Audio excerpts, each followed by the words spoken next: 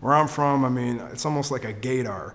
You know, I can kind of tell who's been to prison just by like the way they're walking, and you're like, yeah, that guy just got out of prison.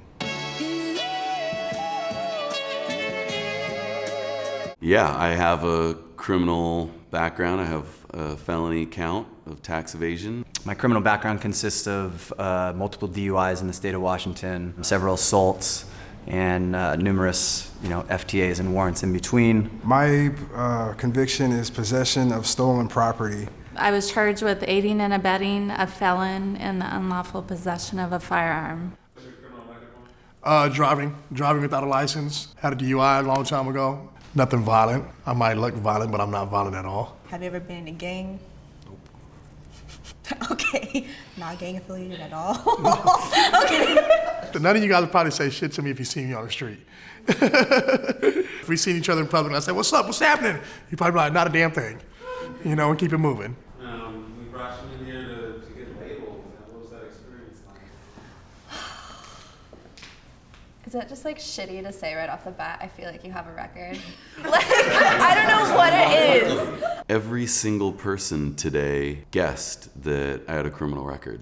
So I think only one person guessed right. I'm gonna guess that you might have gotten into something in the past, or who knows? All right. Just guessing yes. I thought it was interesting. I kind of figured that people probably wouldn't guess that I was.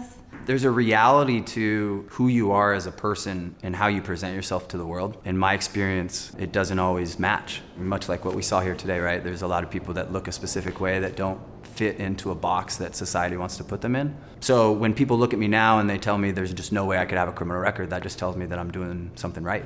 I used to like to drink and go get into fights at bars. Oh yeah, he was like that. He was going in. That was my thing, yeah. Word. Well, you're very well put together. Well, I've been sober for a little while. That's good. It'll be 9 years in May. What turned it around for you? I rolled my car down 520 and woke up in a hospital room with a bunch of cops handcuffed to a hospital bed, and thought that I had killed somebody or something. And the experience that I had in the King County Jail over the next month and a half just made me beg for something different. Being incarcerated was excruciating. Possession of stolen property wasn't exactly like, a high-profile crime. It still puts you amongst killers, robbers, kidnappers, pedophiles. You don't really ever know who you're sitting next to. When you're in prison and you're surrounded by people that you never, ever would associate with in any other environment, and you're forced to deal with these people, you have to figure out what kind of time you want to do. Like, you want to be the guy who's like constantly fighting with other races and like getting into shit, or do you want to figure out a way to get along with everybody? And it usually, the people like me who can get along with everybody usually have a much easier time. I spent one night in jail, and I know for some people here, that's like a drop in the bucket, but for me, that was enough. New York has a law that if you commit 3 violent crimes anywhere in your lifetime, on the 3rd conviction, you are a lifer in prison.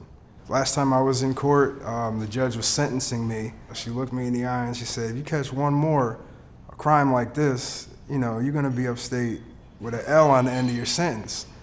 And it shook me more later on that night. We don't think about our tax dollars that go to warehousing human beings. I think a lot of times we think law and justice and people deserve this, and if you do the crime, then you deserve the time. But it's enormously out of balance in the United States. And when you came out here today, what were you expecting?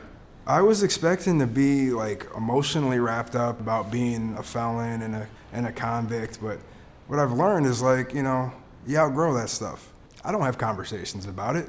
I don't talk to I'll call my mom and be like, hey, remember back in 2001 when I was locked up?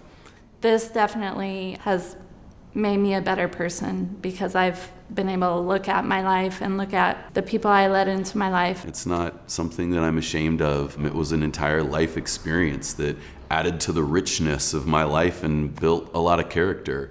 The uphill struggle really begins when you stop drinking and making amends and figuring out what kind of person you want to be and what kind of father you want to be, what kind of brother, son. You have to feel shit when you're sober, right? You have to go through those emotions, whereas when you're banging dope or getting high in any way, then you just get to skip that shit. But some people don't learn, because I'm driving right now. Hello. I got a nice red Eldorado outside waiting for a hoe. Hello. Anybody want to go party Take a shot or anything?